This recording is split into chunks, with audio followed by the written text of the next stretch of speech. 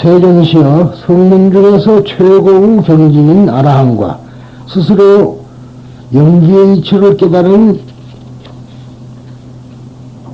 벽지불 또는 벽지불은 바로 영각이라는 거죠. 벽지불은 아직 성문과, 그러니까 이런 성문과 영각은 아직 생사에 대한 공포와 실천수행에 대한 두려움이 남아 있습니다.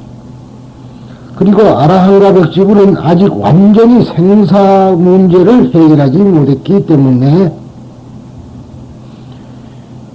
생사를 유한한 법에 저촉을 받습니다. 일단 말이죠. 그러니까 이제 사실은 아라한이나 벽지불도 생사 문제를 완전히 해결하지 못했다. 그 문제는 우선만 들어두시고 장차 왜 그런가 하는 문제는 다음 시간이나 다다음 시간에 나와요.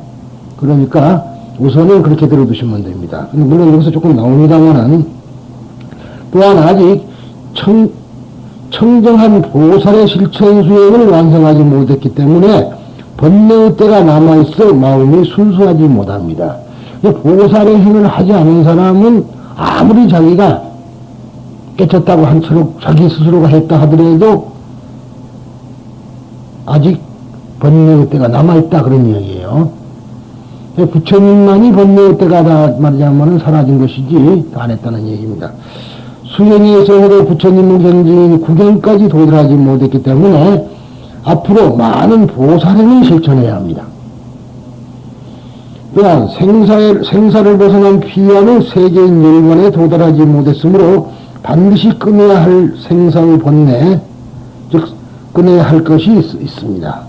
즉 아직 끊지 못한 생사의 번뇌가 남아있으므로 부처님의 깨달은 상태인 열반과는 거리가 먼 것입니다. 왜냐하면 오직 열의 운공 정변지만이 완전한 깨달음은 반열반을 증득할 수 있습니다. 반열반이라는 것은 이반열반 그러죠? 그런 구절 있죠, 법화경에. 근데 그거는 이라는 거는 더구나 그런 소리예요. 더구나, 그래서 더욱이 이런 소리니까 반열반이라. 반열반이라는 말은 파리 니르바나를 중국 사람들이 반열반이라 하는데 그 말은 뭔가 완전한 열반이라는 소리입니다. 반열반이라면 대반열반이라고 돼요.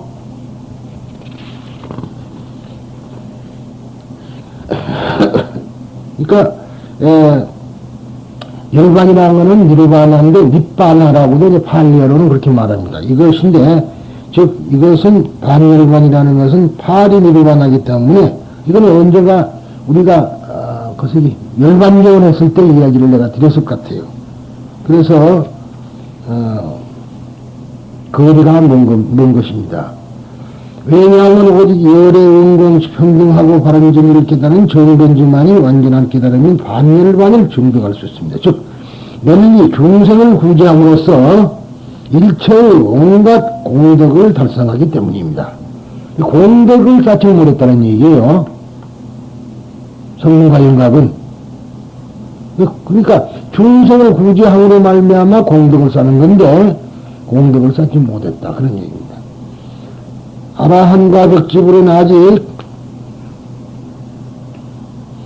부처님처럼 모든 중생을 구제함으로써 일체 모든 공덕을 성취하지 못했습니다. 그러나 수행을 통해 본래를 제거하여 열반을 증득했다고 아라한들에게 말씀하신 까닭은 다만 부처님의 교묘한 수단에 불과합니다. 그러니까 이건 어디까지나 방편이지 너희들도 깨달은 말하자면은 열반에 들었다 그러지만은 아니다는 얘기예요. 그러니까 니르바나에 들 수 있는 자유자재한 능력을 가지고 있다 하지만은 아직도 부처님의 열반인 반열반은 얻지 못했다. 그리고 이제 이 열반에 대한 것은 항목을 바꿔서 이 다음에 설명을 할 겁니다. 열반이라는 도대체 무엇인가? 그런 건 말이죠. 그러니까 지금 우리가 이러면 사람이, 스님이 죽어도 열반에 들었다 그러죠. 근데 그것에 대한 이야기를 한번 내가 또 항목을 바꿔서 할 거예요. 오직 부처님만이 완전한 깨달음인 반열반을 얻을 수 있습니다. 즉 그것은 널리 중생을 구제함으로써 불가사의한 공덕을 달성했기 때문입니다. 작다. 제 아무리 공덕을 쌓는다 해도 중생을 구제하는 공덕보다는 작다. 다만 아라한과 벽집으로 생각으로 헤아릴 수 있는 정도의 유한한 공덕을 성취한 겁니다. 이건 헤아릴 수 있는 공덕을 했고 부처님은 불가사의한 공덕을 성취했다는 얘기. 그런데도 번뇌의 불이 꺼진 상태인 열반을 성취했다고 말한 것은 오직 그들을 제도하기 위한 부처님의 교묘한 수단인 것입니다. 오직 예어래께서만이 반열반을 성취했습니다. 즉 그것은 당연히 끊어야 할 일체의 번뇌를 끊어버리고 가장 훌륭한 청정공덕을 성취했기 때문입니다. 여기서도 번뇌를 끊었다고 자꾸 나오는데요. 번뇌를 끊어지는 것이 아니라 그랬죠. 번뇌의 실체가 무엇인 줄 알았다는 겁니다. 그 말은 번뇌가 무엇이 무엇인 줄 알았다 소리지. 그래서 번뇌를 아니까 하지 않았다는 거죠. 그래, 무문번뇌, 체득끼리, 진제의견, 그랬단 말이. 그러니까 결국은 무문번뇌, 다시는 번뇌가 무엇인 줄 알았기 때문에 자유자재한 겁니다. 그것은 그런 차이가 있다는 것을 이제 우리가 꼭 기억해 둬야 된다고 몇 번 말씀드렸죠. 번뇌라는 것은 완전히 사라지는 것이 아니다. 그래서 이제 지금 뭐냐면은 우리가 오분 향례할 때 뭐냐면 개항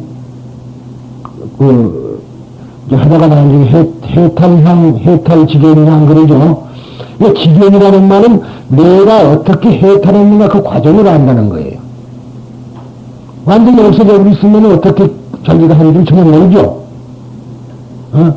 만약 번뇌가 완전히 사라졌던 번뇌가 뭔지도 모른다 그런 얘기.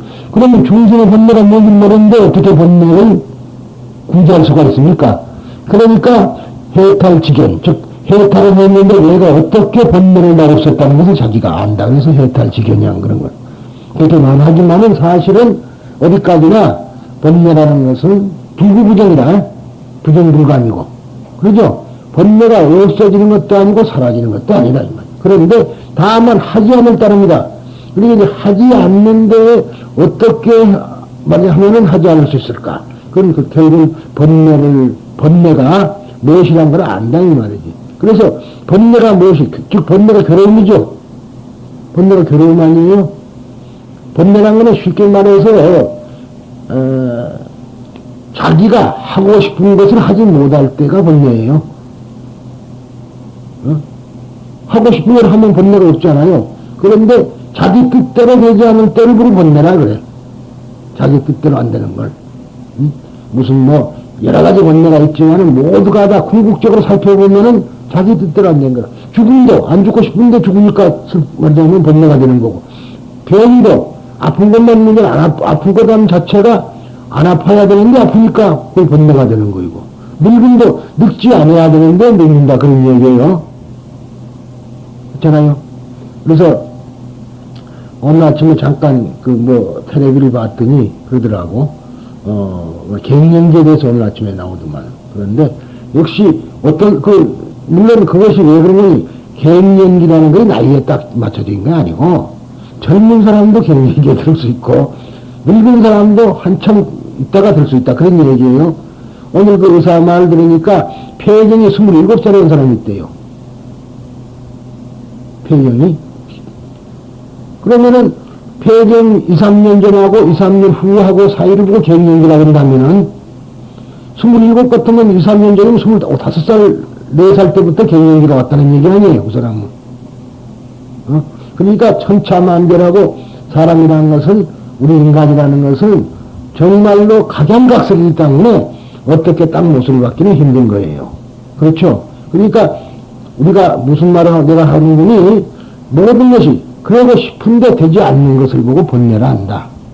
그런 얘기를 좀 하려고 느닷없는 끄집어 냈네요. 아무튼 간에 어떤 기준이 딱 있는 건 아니고 그래서 삶 자체가 늙고 병드는 거라 이 말이죠. 그러죠? 늙지 않았으면 좋겠는데 늙는다. 병들지 않고 싶은데 병든다. 죽고 싶지 않은데 죽는다. 그런 문제 아니겠어요? 그래서 사실은 참 이 죽음에 대한 문제는 다른 어려운 이야기예요. 제가 요즘 내 고백을 하자면은 사실 어머니가 저렇게 계시는데도 가고 싶지 않은 것이, 가면 참 좋아합니다. 무슨 말인 거니? 살려달라는 거죠, 나를 보고. 그거 아니에요? 왜 좋아하겠어요? 그러니까 그의 눈초리를 봤을 때 굉장히 괴롭다는 얘기예요, 제가. 길이 없는데 어떻게 살려? 그렇겠어요? 이제 간병인이고 현중이고 열심히 간호하지만은 그 사람들은 살려주지도 않을 것이다. 살려준다는 데는 요원한 사람이고 오직 나만이 살려줄 수 있다. 그렇게 이제 믿으니까 그렇게 하는 것이 아니겠느냐. 참 어제 아침에도 의사를 만나려고 9시 전에 갔더니 굉장히 반가워하더만. 그러니까 왜 얼굴이 갔더니 손이 보통 이렇게 올라오더니 이렇게 올라와요. 이제 누워서는 근데 앉아서는 안 되고. 그래서 의사 만나고 했더니 뭐 여러 가지 이야기를 하고 결국은 판정적으로 도리가 없다. 그러니까 그냥 현재 상태로 세우는 것은 못하고 앉히고 또 이렇게 굴르고 그것만 하겠다. 그래서 그래 주시라고. 또 뭐 이번에 끝이면은 다시 이제 집으로 모시고 가야지. 뭐 병원 가고 그럴 필요가 없지 않겠느냐. 더 알고 확실히 알고 싶으면은 조직 검사를 해야 되고 뭐 어쩌고 저쩌고. 뭐 조직 검사를 하면 살뛰 내야 될 거고. 근데 그게 뼈니까 조직 검사를 해도 힘들어요. 그래서 그런데 한 군데만 있는 게 아니라 여러 군데로 번져가지고 신장 쪽에도 있고 여러 군데 있다 그런 얘기다. 그러니까 이제는 뭐 어쩔 수 없지 않느냐. 몰래 사람 목숨은 그러지만은 무슨 쾌차함이라든가 뭐 하는 것은 이민에도 포기했지만은 힘든 거라. 그러니까 나를 보면 반가울 수밖에 없죠. 살려달라는 거 애원하는 눈초리지 그 사실은. 반갑다는 게 뭐 다른 게 있겠어요? 역시 현중이나 누구를 보고 그런 것이 아니고 오로지 나 하나 의지한 것 아니에요.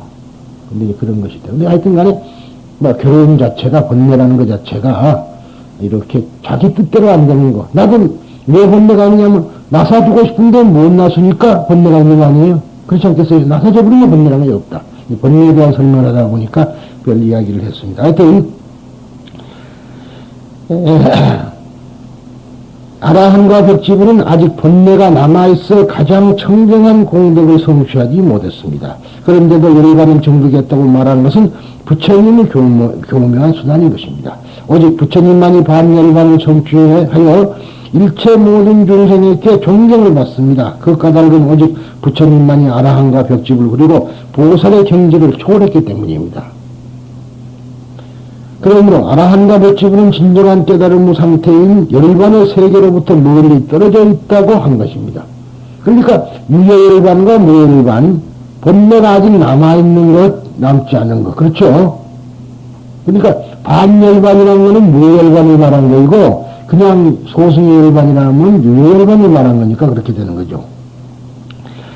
다만 아라한과 벽집은 해탈과 사성제를 통해서, 사성제가 뭐 사제죠? 사성제를 통해서 사지의 궁극적인 가르침인 구경을 관찰하고 수행정진을 통해 마음의 안정을 얻을 수 있는 상태인 소식처를 성취했다고 말했습니다. 그런데 우리가 이 소식처라는 것은 뭔 거니? 안식처라는 소리입니다. 안식처. 안식처. 그러니까, 안식국이라는 나라가 물론 있었습니다만 역사상으로 있었는데, 안식국이라는 것은 바로 편안히 숨 쉬는 자리니까 얼마나 편한 것이에요. 그래서 이제 그런 뜻이지. 그러니까, 말하자면은, 일본의 성덕 태자의 성량적 의소에 의하면 소식이란 해탈로 해석한다. 물리 응연하기 때문에 소식처라고 한다. 이렇게 이야기를 했습니다. 그리고, 다만 부처님께서는 모든 중생 구조하게 사용한 교묘한 방법일 뿐 아직도 대승에 참된 이치를 완전히 말씀하신 것은 아닙니다. 그런데 위여불여이라는 말 있습니다. 우리 한문에요. 이것은 무슨 말인가? 아직 설해야 할 점이 있어서 진실을 한 뜻을 완료한 것은 아니다는 그래서 불요의 그럽니다. 그래서 요의법과 불요의법이 있어요. 완전히 뜻을 밝힌 것을 요의법이라고 요의경 경도 그럽니다. 요의경과 불요의경이 있다는 것을 말씀드립니다. 누가 왔다 가네 또 잠깐 나가보세요. 잠깐 나가봐. 못 나가 누가 왔어. 닫아볼 거예요. 왔다 가는 것 같은데. 성문과 그런데 열애와 열반, 아까 이야기하자는데가 나왔습니다. 열애와 열반. 성문과 영각의 둘을 이승이라고 하는 것은 이미 여러분들이 알고 있는 거죠. 이승 그러면 성문과 영각이다. 그리고 이 이승이 도달하는 열반과 열애의 열반과의 사이에는 커다란 간격이 있음을 5가지 점에서 나타내고 또한 열애의 반열반은 부처님의 방편이라는 것을 강조한 것이 이 일단이다. 이 말이에요. 열애과 열반에 드는 반열반에 드는 것은 방편이다. 왜? 그래서 그 방편이라는 걸 설명한 대목이 어디예요? 누구?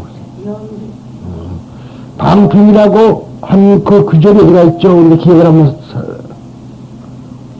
열애수량품 계속 방편현열반 그러죠? 방편으로 열반을 얻었다. 왜? 이실불멸도 상주차설법 아상주어차 이제신통열 영전. 그러니까 결국은 나는 죽지 않았는데도 너희들에게 방편으로 죽음을 나타내 보인 것이다. 그리고 나는 결국은 이 세상에 있으면서 항시 복을 설하고 있다. 그런데 너희들이 나를 전제된 너희들에게는 내가 가까이 있지만 너희들은 나를 볼 수가 없다. 그런 얘기 아닙니까? 방편으로 일반했다. 그런 얘기입니다. 그래서 여기서 이승과 열애의 상이 차이를 나타내기 위해서 열반을 매개로 하고 있음을 알 수가 있다. 이게 열반을 가지고 이승이냐 열애 부처님이냐는 것은 구별한다 소리예요. 그러므로 우선 열반에 대해서 해설하면은 열반, 즉 니르바나라는 말은 산스크리트어고 니빠나라는 말은 발령이라면은 보통 경전은 거의 다 산스크리트로 써졌지만은 또 평상시에 스님들이 설법을 할 때는 산스크리트를 인용하지 않고 평상시 사용하는 팔리어라는 게 있습니다. 팔리어라 그러니까 어찌 들으면은 불란서 팔리를 줄 아는데 그게 아니고 인도 사람들이 보통 쓰는 말이 팔리어고요. 산스크리트라는 것은 그것은 바로 인도 힌두교가 가지고 있는 성스러운 경전을 쓸 때만이 가능합니다. 그래서 산스크리트라는 것은 있었는데 말하자면은 그 문장을 있었다 이거라. 그런데 그것을 가지고 쓸 수가 없었어요. 부처님의 말씀을 기록을 못했다 그래. 왜냐하면 그 당시 산스크리트를 쓰게 되면 죽였다 이 말이에요. 인도 사람들이. 불가촉철이라 그래가지고 결국은 브라우만이 아니면은 브라우만서가 아닐 때는 산스크리트를 쓸 수가 없었다. 그러니까 기록을 못했다고 이제 그런 거 있죠. 그래서 구전을 하게 됐다. 그런 얘기인데 인도 당시에 부처님 당시 글이 있었던 건 아니다 이 말이죠. 글이 있었습니다. 글자도 있었습니다. 문자도. 그러니까 우파니샤트라든가 기타라 말하자면 그 미구베타 이런 거 또는 그 외에 말하자면 바가바타 기타라든가 이런 것들이 글이 있었는데 결국은 그거는 산스크리트로만 써졌다 이 말이죠. 그 부처님이 말씀하신 경전은 왜냐하면 당시는 부처님도 그저 거기 하나로 사상가의 문제에 불과했던 것이지 전 인도를 손에다 넣은 건 아니거든요. 전 인도를 다 손에 넣은 건 아닙니다. 그 당시도 브라우만이 그대로 엄연히 존재했는데 부처님이 나시고 나서부터 브라우만 세력이 줄어들었어요. 그래가지고 불교한테 자꾸만 쳤다 이거라. 그러니까 이 사람들 세력이 땅 밑으로 지하로 숨어 땅 밑으로 갔다가 정말 땅을 파고 들어간 건 아니라 지하로 숨었다 이거야. 그러다가 그 기간 동안에 정비를 해서 다시 나타났어요.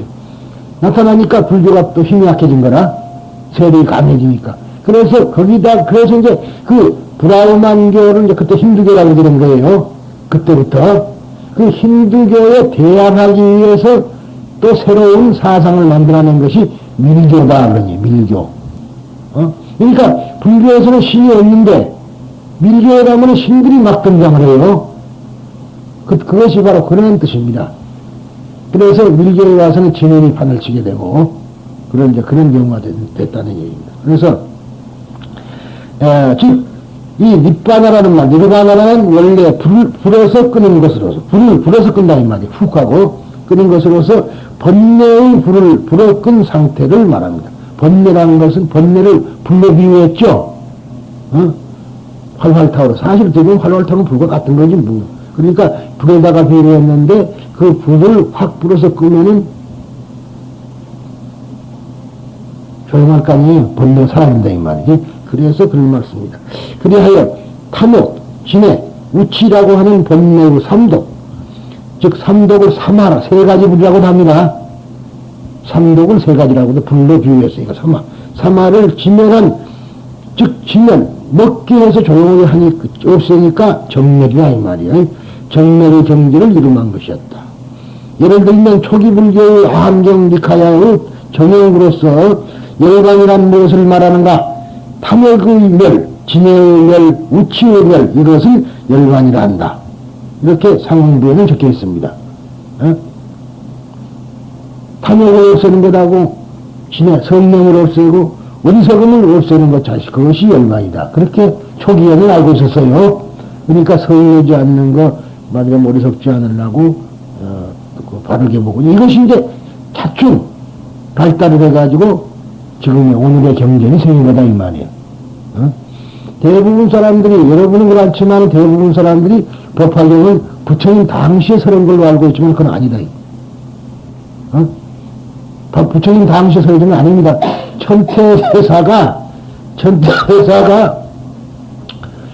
이 팔만대장경을 전부 봤더니, 그리고는 조상판석을 하다가 보니까, 여러분이 요즘까지 알고 있어. 화암경은 21일 동안에 설해졌고, 그 다음에 아함경이 8년 설해졌고, 그 다음에 말하자면 방등이 또 설해졌고, 반야가 11년이 설해졌고, 또 법화가 8년이 설해졌다. 이렇게 이야기를 하는구나마는 그게 아니다는 소리예요. 연구를 해본 결과 그건 아니다. 그러면 어쩌느냐. 부처님이 말씀한 것을 가지고 자꾸 발전을 시키고 보니까 결국 공사상도 나왔다 이 말. 재형은 무상이다. 근데 그때는 재형은 무상이라는 건 그때도 있었어요. 그때 부처님 당시 있었다 이 말이야. 그러는데 그런 것이 왜 생기느냐 그러면 그 뒤에 근거는 말해서 재형은 무상이니까 무상한 것은 왜 그러냐. 이거는 왜 변화를 하느냐. 그러니까 공사상이 나온 거야. 변화를 한다. 그러니까 그것은 변화한 것은 실체가 없고 공성이기 때문에 변화한다. 이렇게 나오죠. 부처님은 그 말씀 안 했어. 근데 그와 비슷한 말을 씁니다. 그러니까 거기서부터 자꾸 발전시킨 것이 대성불교라. 그래서 대성불교라는 것은 여러분들이 알다시피 BC 100년 또는 AD 100년. 그러니까 1세기를 전후해서 기원전 1세기를 전후, 앞, 뒤, 즉 200년에 약 200년에 걸쳐서 나왔는데 저 금강경을 내가 설명할 때 이것이 금강경이 대성불교에서 제일 먼저 나왔다. 그러니까 금강경 다음에 금강경의 뿌리를 두고 법화경이 설해졌으면 금강경을 모르고는 법화가 안 되겠죠. 이게 학문적으로 봐서는 뒤 것만 봐도 제일 좋아요. 좋기는. 그런데 그 기초가 되는 초석이 없었고 법화를 한다는 것은 자칫 잘못하면은 법화 무당만 만들어낸다. 우리가 요즘 일본말로 하는 말이 있습니다. 왜냐하면 무당을 믿고라 그래요. 믿고. 일본말로 믿고상 그러거든. 근데 그 믿고가 무당, 사실은 어떤 게 보면은요, 일본 신궁 있죠. 신사. 신궁에 가면은 남자고 여자고 말하자면 동남동녀를 갖다가 지킨다는 말이에요. 거기에 사무도 보고 일도 해요. 그 사람들을 보고 믿고라 그러고, 이제 그 중에서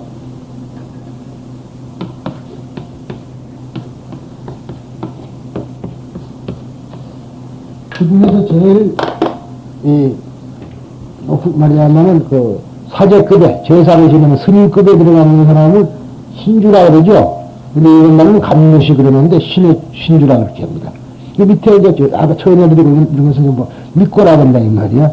이게 믿고라는 말은 우리말로 보면 무당이라는 소리다. 무소. 그런 소리예요. 근데 법화경을 잘못해놓으면 믿고가 돼요. 무당이 된다.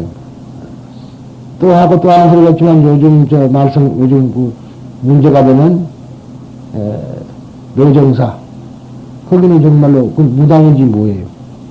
들어가려면 무조건 5만 원을 내놔라. 그리고 뭘 하는지 만 원, 또 뭘 하는지 만 원. 그래갖고 5만 원은 법당에 들어가는 거이고, 하여튼 그렇게 해서 돈을 받고 들어간다더만. 그래가지고는 무조건 가문 기도를 해가지고, 그 피해자들이 굉장히 많아요.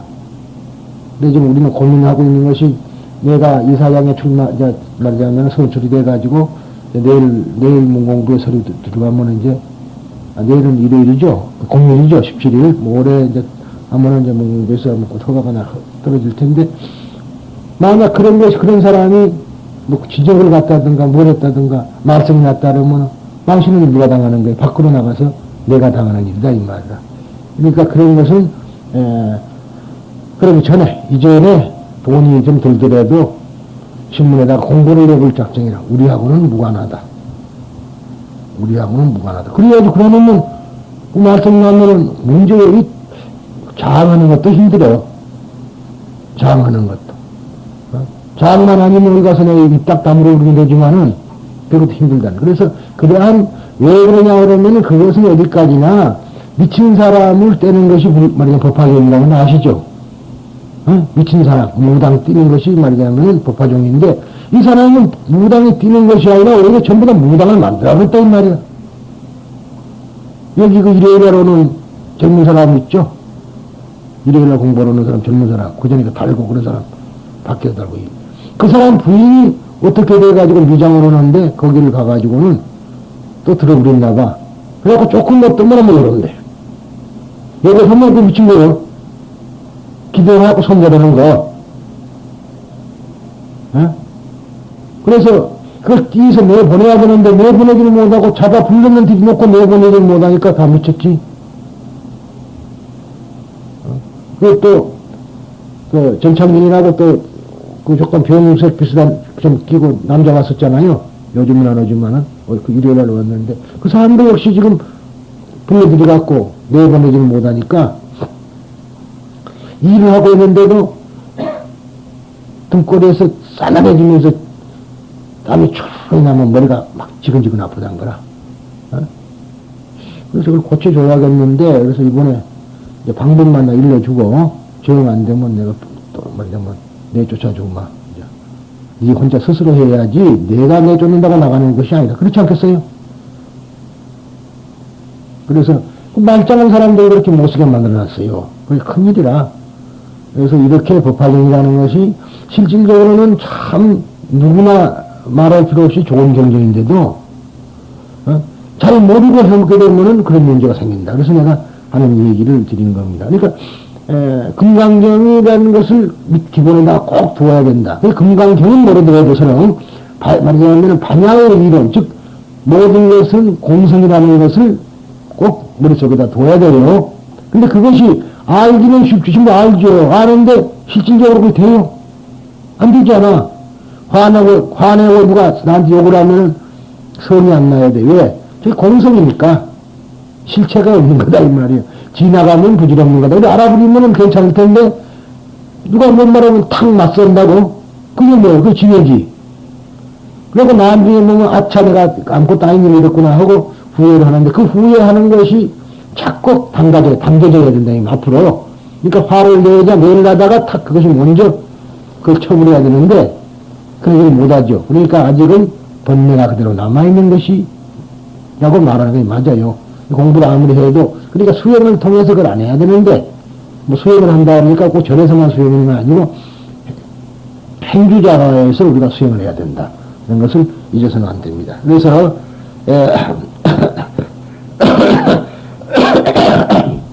그러면은 결국 가래라는 말은 내가 가래를 했네요. 근데 가래 지침이 아니고 가래해. 목마른 사람이 물을 찾는 것. 그러죠?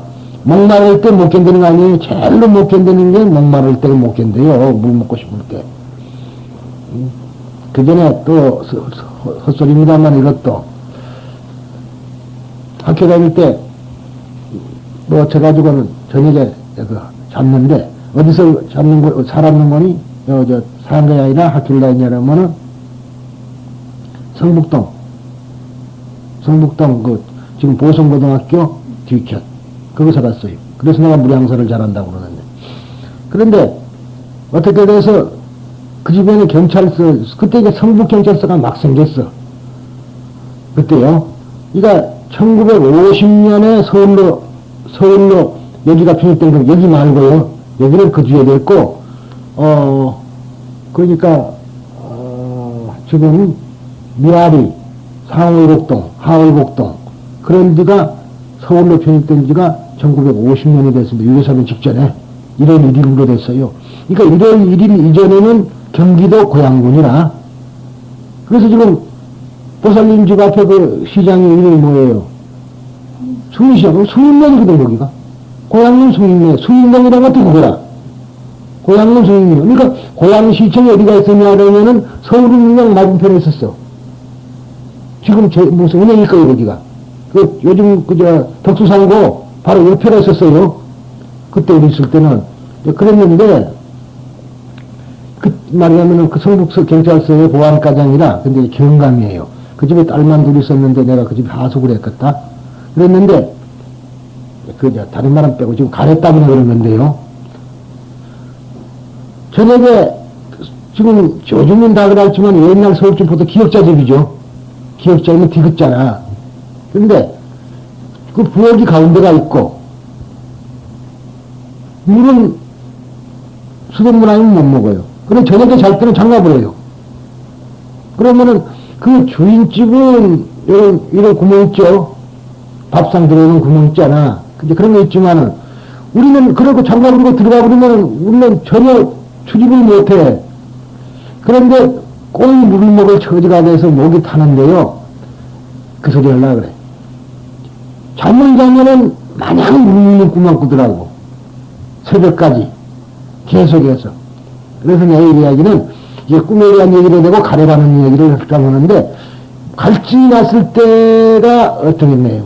그 제일 그 갈증 난 것을 우리가 말한 겁니다. 가래라는 것은. 그러니까 무슨 물건을 내가 원하는 바를 다 내 것으로 만들라는 것. 그 가래. 그것 때문에 여러분 자기를 사랑하고 뭐 그런 것 때문에 이제 이 번뇌가 생기는 것이다. 그래서 여기 보면 가래를 여의는 것에 의해서 열반이라고 말한다.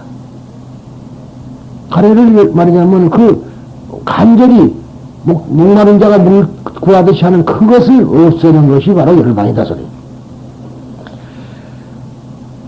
등을 볼 수 있다. 한약에서는 번뇌의 숲에서 나온다는 것으로서 출조림이라는 여기가 주어져 있다. 이와 같이 열반 본래의 의미는 번뇌를 모두 끄는 적정한 경지이다. 그런데 후세의 수업자라는 것은 업을 닦는 수행자를 수업자라 그래요. 수업자들이 그와 같이 노력 정진하면서도 생존하는 한, 바꾸어 말하면 육체가 존재하는 한, 육체가 존재하는 한 번뇌를 끊는 것은 불가능하다고 사유되다 생각해서요. 여기에 육체의 사멸에 의한 열반이 있다. 목숨이 있는 한은 끊어질 수가 없다 그래가지고 육체가 사라져버리면 육체조차 없어지면은 그 참나온 열반이 된다. 그래서 라고 하는 것이 즉 무여열반, 무여열반이라고 하고, 육체가 있어도 육체가 있으면서도 탐진치를 멸하는 사람을 말하자면 유여의 열반이라고 하는 두 가지 열반을 세우게 됐다. 두 가지 열반을 건립한 겁니다. 오늘날 저를 행사의 하나에 열반제가 있는데 있죠? 우리는 잘 안 하는데 열반제. 언제예요? 며칠 날이에요? 열반제가 며칠 날이에요? 2월 그런날. 출가일은 2월 8일날. 그렇죠? 열반제가 있는데 이것은 석존께서 임면하신 2월 15일을 추억하는 불사로서 내일을 갖게 된다. 이로부터 열반에는 열반에 드는 것을 사멸하는 것과 같은 뜻으로 이해하는 풍조가 생긴 것이다. 그러니까 열반에 드는 것을 죽는 것과 같은 뜻으로 이해하는 풍조가 생긴 겁니다. 그러나 이렇게 두 종류의 열반이 있는데 성문영각은 최종적인 열반을 육체가 사멸한 상태, 즉 회심멸지한 곳에 얻어지는 것으로 이해하였다. 그것은 죽음에 의해서 참다운 열반이 획득되는 것이어서 그 점을 취하게 되면 불교는 죽음에 의해서 여겨지는 열반을 불의 목적으로 삼고 있는 것처럼 생각하기 쉽다. 그렇죠? 몸이 없어져가지고 열반을 얻는다고 한다면은 결국은 죽음 그 자체가 열반이라는 소리가 되겠죠? 그러면 열반에 들어가면 다 죽음이 될 거 아니야? 응? 과연 그렇다면 열반이란 그러한 것일까? 육체의 죽음을 의미하는 열반이지 않으면 당연한 일이다. 육체가 죽는 것이 열반이 아니면 당연하다. 그것은 다만 부처님께서 방편으로 열반하는 것이라고 한다. 여기에 대해서의 열반의 이해가 중요한 의미를 가지고 있다. 승망님은 아라한과 백지불은 아직 참다운 열반을 떠나는 것은 멀다고 한다. 응? 참다운 열반을 얻는 것은 대단히 멀다고 한다. 그 이유는 예래는 일체의 공덕을 갖추고 있으나 이승은 갖추지 못했다. 공덕을 다 갖추지. 왜? 그건 뭔 차별이에요? 아까 나왔었죠? 수행을, 보살행을 한 사람과 안 한 사람을 차별했다 이 말이에요. 첫째. 두 번째, 예래의 공덕은 무량하지만 이승의 공덕은 무한하다. 당연하지 뭐. 공덕이라는 게 중생을 건지는 것이냐 아니면 그 차이가 있으니까. 세 번째, 예래의 공덕은 광대하지만 이승은 그것을 사위할 수, 생각할 수 있는 것이다. 헤아려 볼 수 있다. 네 번째, 예래는 모든 번뇌를 끊어서 청정하지만 이승은 아직 끊지 못한 번뇌를 가지고 있다. 다섯 번째, 대열반을 얻은 예래만이 일체 중생의 의지처가 되지만은 이승은 중생의 의지처가 되지 못한다. 라고 해석하고 있다. 결론적으로 아라한과 백지불일 때는 윤회, 재생에 이어지는 성질을 가지고 있어서 윤회죠? 윤회하고 재생, 거듭 태어난다 그 말이야. 거듭 태어나는 그렇게 이어지는 성질을 가지고 있어서 생을 다했다고는 말할 수 없고 해야 할 것을 이루지 못했으며 아직은 가지고 있어서 버려야 할 것을 버리지 못했기 때문에 참다운 열반과는 아주 먼 것이라고 한다. 이것은 이승이 자기의 완성만을 목적함에 대해 보살은 자리와 이타의 여행을 목적으로 하기 때문에 그 도달점인 열반도 다른 것이라고 하는 뜻이다. 이승은 번뇌를 끊어서 열반을 획득했다고 스스로 만족하고 있다. 그러나 변하기 쉬운 존재, 즉 재행이라는 것은 변하기 쉬운 것을 재행이라고 그래요. 깊은 공포의염을 가지고 있는 이상. 그렇죠? 변함에 대해서 공포를 가지고 있다 이 말이에요. 죽음에 대한 공포. 그것은 본내가 남아있기 때문이며 진실한 열반이 아니고 열애만이 반열반했다고 하는 것이 경륜을 이해했다. 더욱이 이승의 열반의 획득도 실은 열애가 방편으로 시설한 것으로만이 있기 때문이라고 한다. 이것은 어디까지나 열애가 방편으로 한 것에 불과하다. 그렇게 해서 이제 그리고 다음에 왜냐하면은 그 이유는 하이고요. 왜냐하면 두 가지 종류 생사가 남아있기 때문입니다. 그것은 중생이 겪는 분단 생사와 이승과 보살이 보이는 부사의 변혁 생사입니다. 즉 중생은 분단 생사를 하고 성문과 영각은 말하자면 부사의 변혁 생사를 한다. 이 두 가지입니다. 그러면은 분단 사랑은 뭔가? 인간은 저마다 과보를 받고 생존하고 있으므로 과보를 받고 생존하고 있다. 그렇죠? 과의 보죠. 내가 오늘 산다는 것은 그 어떠한 행위에 대한 보죠. 이걸 뭐 업이라고 그래요. 업이라고 합니다만 어찌됐든 그 업보로 사는 거 아니에요. 업보 그러면은 여러분들은 무조건 나쁜 것만 말하지만은 선업도 업이라는 말이에요. 선업도 업이니까 여하튼 악업이든 선업이든 그 업보에 의해 살고 있는 건 사실이라. 그런데 그 생존 방식은 분분단단해서 차이가 있다. 심신이 면하여 없어진다는 것은 그 생존의 모습인 형태의 대소와 수명의 장단을 수반하는 신체의 죽음을 의미한다. 당연히 그렇죠. 이것은